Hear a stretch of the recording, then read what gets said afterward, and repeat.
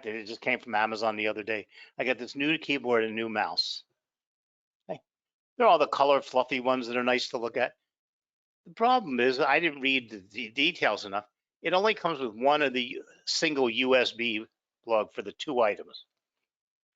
So I can't use the keyboard without the mouse. I can use the mouse without the keyboard. And they're both wireless, but they're also the ones you have to plug in and charge like your cell phone. And they're constantly running down and running out. I don't know. They're ridiculous. I'm going to change back eventually to my old keyboard. Fortunately, I had a different mouse here and I just switched over. So we're fine at the moment. Sorry about that though. So chart patterns fall into a field that we know as technical analysis. Although I'm going to take the word technical analysis and throw it in the trash. And we're going to use the word chart analysis. Because technically, technical analysis for us is everything and anything we do on a chart. So charting refers to technical analysis that is performed through careful inspection of asset prices, price data for identification of well-known patterns that emerge in share prices. For example, head and shoulders, channels, triangles, and wedges. And there's a lot more. There's a cup and saucer. I saw a new one the other day that somebody came up with. I even forget what it was called. It was called the curve something or another. But chart patterns are well documented in technical analysis literature and are based on the psychological phenomena that occur between the buyers and sellers of financial instruments in liquid markets. Pattern formations do not form a trading system. Keep that in mind. They are part of a understanding or interpretation of price, but they rather provide an indication of future trends of an asset as the price breaks key psychological barriers in the form of support and resistance. Now, the patterns are named after the shapes that they make. So let me pop up a chart here for you because I have them all on a nice chart ready for you guys.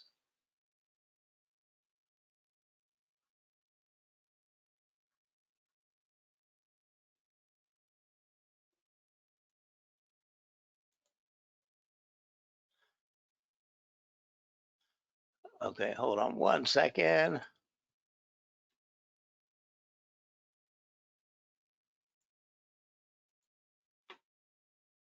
Okay, so we have things like the head and shoulders pattern, double tops, double bottoms, triple tops, triple bottoms, falling wedge, rising wedges, flags, pennants, consolidations. All of it sounds interesting. Now, you got to remember, different things work or apply differently to different, not assets, but types of trading. Okay. Since we are here with Alvexo tonight, and Alvexo is a CFD provider, and we're looking at short-term trades. Okay. Like I said, a CFD can be kept open for as long as you want. But we're looking at very fast-moving markets, and we're looking at very short period charts. Okay. And most of the chart patterns don't work well in our type of trading. First of all, they take too long to form. And trading in short-term markets or trading on short-term charts is also very chaotic. And it's very hard to see these patterns develop and take the time to develop. And so they don't really mean a great deal to us. Now, as we see here on this chart, we have all kinds of things that would occur in a normal moving market in an average day. Okay. Now, you could learn all of these. You could memorize all these, and you could learn exactly what to do or what the experts tell you to do when each one of these develops on your charts. And you could spend your days staring at charts, getting no information, making no trades, and memorizing and trying to do things. It's almost like learning and memorizing pattern recognition with or with Japanese candlesticks. You could memorize all 72 major patterns. You could look for them day and night. You could know exactly what the book tells you to do when you see 3 black crows or 3 white soldiers. But it just doesn't help your trading. You just spend hours looking for this. What you need to understand is what we can see on our charts, what we can see in our time frame, what would work well for us, and what would bring us success. Now, the most common pattern happens quite often, and I've also lumped them all together. See, this is called a bull pennant.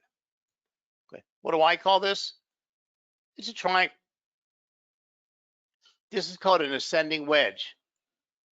Where I come from is called a triangle. This is called a descending wedge. I call it a triangle. This is a bear pennant. I call it a triangle. Okay. This is an expanding wedge. I call it a triangle. What did we learn when we were in grade school? A triangle consists of a base and 2 sides that are converging on each other. Okay. A cup and handle could work in a slow-paced market, but God knows I never even recognize them on my charts. Sometimes, if somebody shows me a chart that's got inverted head and shoulders or a regular head and shoulders, I'll see it when they show it to me, but they take so long to develop. The markets pass by. They are kind of reliable. Now, the fact is, each one of these patterns has somebody somewhere that's written a set of explanations on what you should do every time you see this pattern.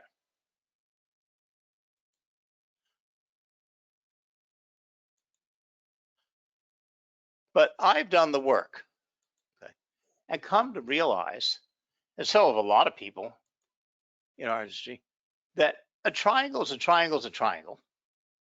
And memorizing what it's supposed to do, whether it's a symmetrical, an ascending, a descending. The fact is, there's nothing you can do until price tells you what's happening. So the only thing you can do is wait for the breakout of the triangle. Okay. Now, the old textbooks want to tell us that when you see a descending triangle, it's most likely to break downward. You see a symmetrical triangle, it's going to most likely break down. When you see an ascending triangle, it's going to be a continuation of the trend. Well, to be honest with you, it's BS. Okay.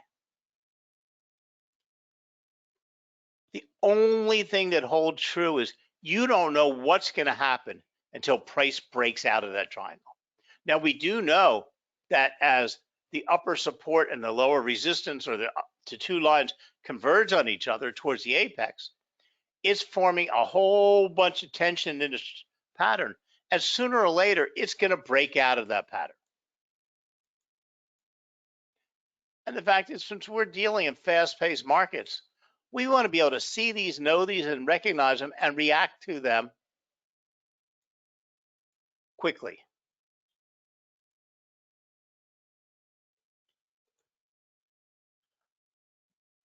So triangles appear on our charts quite often. Now, here we have a very long-term triangle that developed. But the fact is, that took months to develop. It doesn't help us in our style of trading. Now, it does help us with some general environmental information. Okay. Environmental information is, if I'm going to look at an asset just to consider it, I want to know what is the overall environment that we're trading in. It might be right now, today, in the last 3 days, in an uptrend, but it could be in a longer term downtrend. So I know where the pressure is. Okay. You know, like the euro, I think I noticed it. Well, I've got a euro chart up here. The euro soared today. euro dollar. Okay. And that's quite fine. And we would see the euro being in an uptrend, a very nice little uptrend, actually. No, I'm not talking about trading euro. I haven't done any research. Okay, this is my standard teaching chart. Happens to be that this is the way the euro is going today. But it came off of a very strong downtrend. And if we looked at it in a longer period of time, we would know that the euro has been significantly trading in, well, a downward motion for a while. But look at this. If we look back all the way to November, we see the euro is actually moving towards an uptrend. So we know where the pressure is. The longer term pressure is pushing the euro up. So if we saw a longer term triangle develop, like we see here, and we saw a pattern, okay, we would understand what some of the pressures. But the fact is, we see price moving into the center of this apex of the triangle. Okay. We can't make any decision until it breaks out. Now here it broke above, here it broke above, but it didn't stay above. It didn't close above, or it didn't have a confirmation. Now here, what do we get? We get a nice little short-term triangle right here that gave us a lot of information. But look, it didn't break upward like the gurus or the book said it was. It broke out downward. So we don't really care what the book tells us. We care what price is telling us. So chart patterns can be very helpful to us if we know how to value them, how to find them, and how to add them into our trading decisions.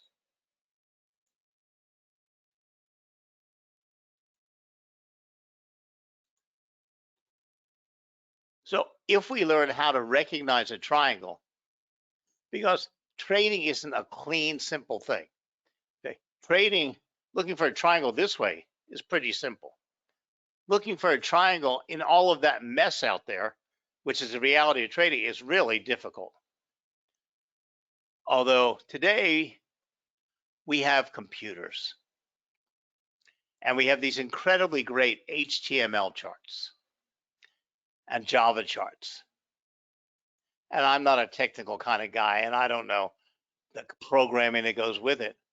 But now we can even go, I'm sorry, we can even go, why is it giving that for an audience view? Oh, what the, hold on a second, I pushed the wrong button here. And it still won't go away.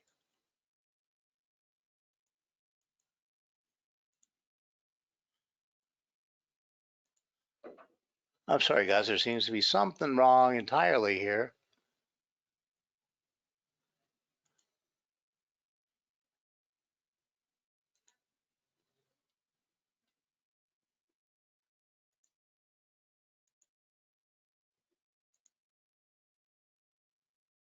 There we go. Okay. Now I lost my track of thought. Okay. There is today help for us. Let me get back to my Euro US dollar chart. Let's go back to my 1 hour chart. And the computers are getting so smart that they're going to replace us. I mean, sooner or later, when ChatGPT gets updated information to 2023, it's going to be able to make all of our decisions for us on its own. You know, I run a couple YouTube sites, and I use ChatGPT often to write articles or postings for my sites, because you can upload information and tell it to use that information. So today I asked it to give me a satirical, humorous article on 10 of the most outrageous trading strategies imaginable, and actually made them up and did this. I mean, I was amazed.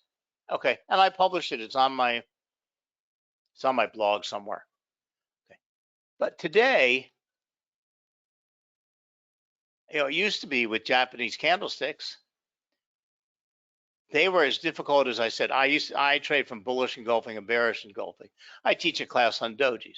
But today, our computers are so good that we can actually just click on candlestick patterns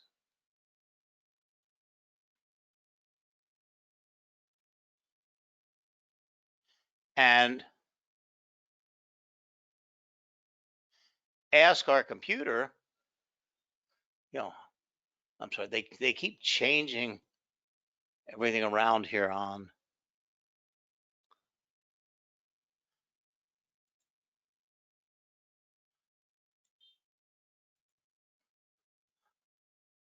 TradingView keeps changing everything almost. They're at the point where they're changing things daily. I have no idea where to find things anymore. Okay.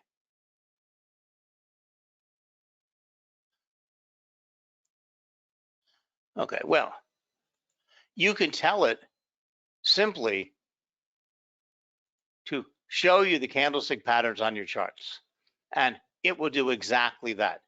And it'll find the bearish engulfing pattern, the bullish engulfing pattern, and drop them right on my charts. I don't have to look for them anymore. It'll look up any pattern I want and give me the choices. Well, today, now let's see if I can find it again. They've also added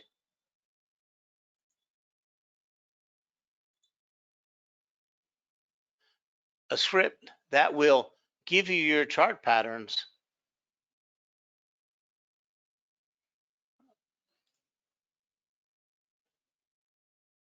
directly on your computer without even looking them up.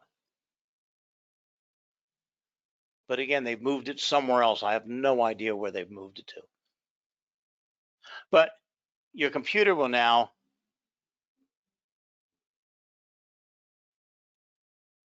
find every chart pattern you want.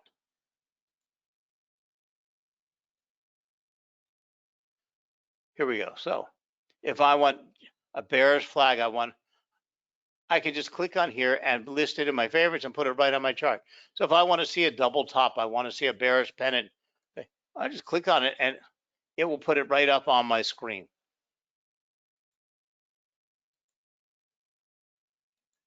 Oh, I see what they did. They moved them all over and they want to charge you more money to actually access. Okay. But you have the same ability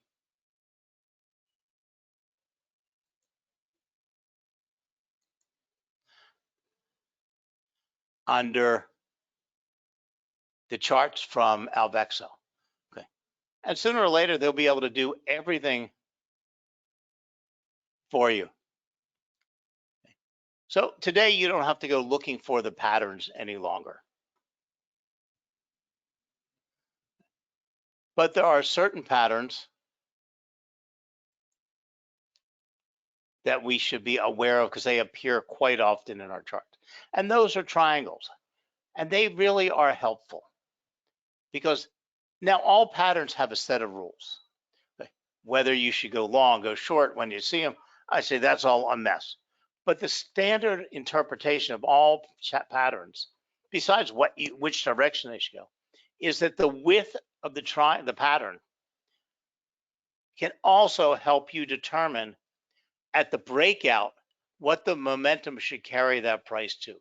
So at the breakout, if you take the width of the actual triangle or the width of the pattern you're looking at and drop it on your charts, you will then be able to calculate your target price. Now, this also goes for every one of these patterns has a formula. Okay. And like the head and shoulders, it's half the neck plus the head, and it will give you the breakout point. That helps you. The patterns will also help you because for every trade you're going to initiate or every trade you're going to think about, you need to be able to set your risk reward ratio. So you have to figure out where to put your target. You have to figure out where you're going to put your stop loss. Now, patterns are great at helping you set stop losses because you can see how the price and the pattern moved within that particular pattern. And then you can determine your stop loss. So here, the standard formula for head and shoulders is right here. You can see it on. So when it comes out of the pattern, when it breaks the neckline, we would then sell. We would use the height of the shoulder to the head to set our target price for when it gets its breakout. And it's just the reverse on the inverse head and shoulders. Okay. Now we have lots of patterns that are very simplistic patterns. We have like double tops and double bottoms. Okay. I don't even recommend anybody wasting their time trying to find them and trying to see them, or even incorporating them in your trading, only because today double tops and double bottoms appear continuously in our trading. It's like trying to use a doji in candlesticks. They appear so often on your charts that they just don't really tell you anything. Okay. Because a double top is basically price moving up, hitting a resistance level, falling back down, hitting a support level, going back up to resistance level. Well, we can better use our support and resistance levels than looking for a pattern to say, oh, we're going to call that a double top or a double bottom. Now, once we get to triple, okay, it's the same thing with price. Again, trading within a range, running up and hitting the support, the resistance, falling back and going to support, going back and forth, back and forth. Okay, now that's a great trade for support and resistance trading, but you don't need to look for a pattern.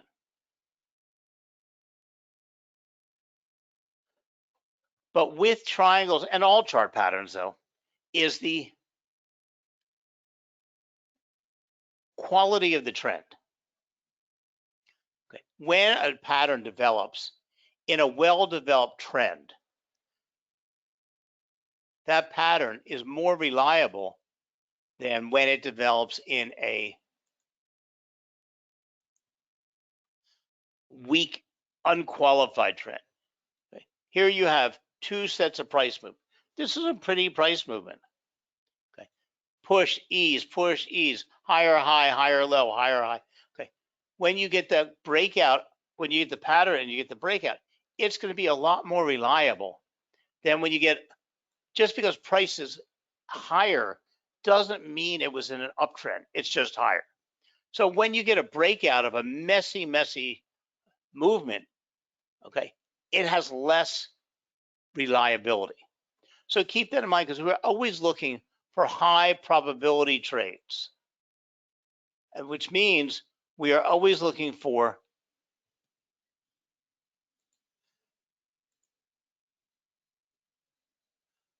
trades that fit everything the best.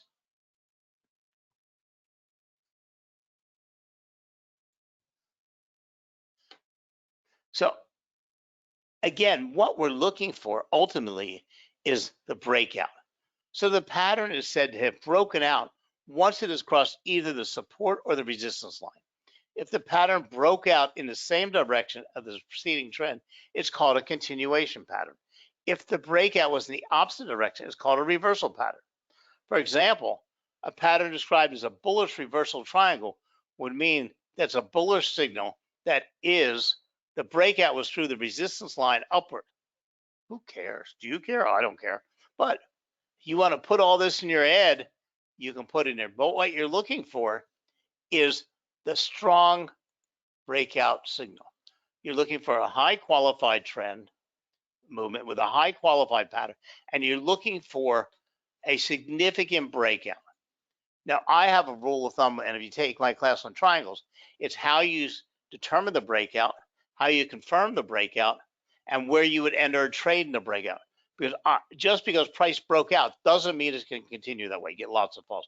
So you would wait for a confirmation candle to tell you price might remain out. And then on the third candle, you would open your trade in the direction of movement based on the close of the breakout candle. Okay, you would set your stop loss at the most recent swing low, and you set your target price at the width of the base of the triangle. And then you do your calculations using that for your risk management determination. but you always have to wait out for the breakout. But this is the formulas I was telling you about.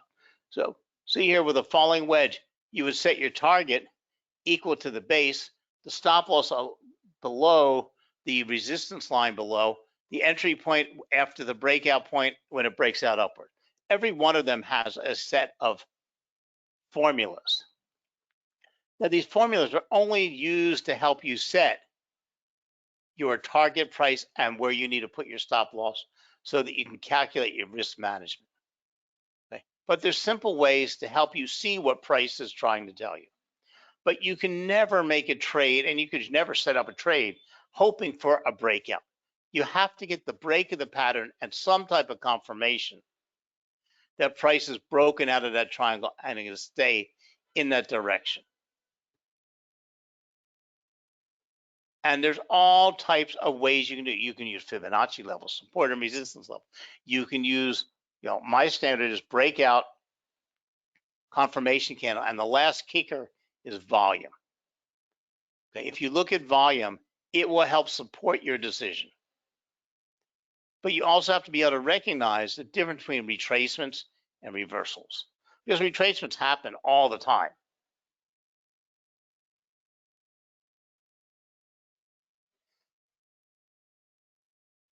So the common technical indicators that are used to monitor retracements are Fibonacci retracements, trend levels, support and resistance, or pivot points. But you just have to remember, when you get that breakout, you have to be able to understand what cycle you're in, where you sit in that movement of the trend. Okay. And I don't want to predict whether I'm going to get a continuation pattern or a reversal pattern. I only want to consider, when I get a breakout, what I should be doing, and is it a true breakout? Because there are both bullish and bearish continuation patterns. Any given pattern is not considered complete till price is broken out of the pattern and resume the preceding trend. See, that's where the falsehood is. Price has no reason that it has to break out and follow the preceding trend. There are plenty of false breakouts and apparent patterns that form but still lead to a trend reversal. Also, despite their widespread appearance, continuation patterns are still somewhat subjective. To combat possible false patterns, traders use other technical indicators to determine.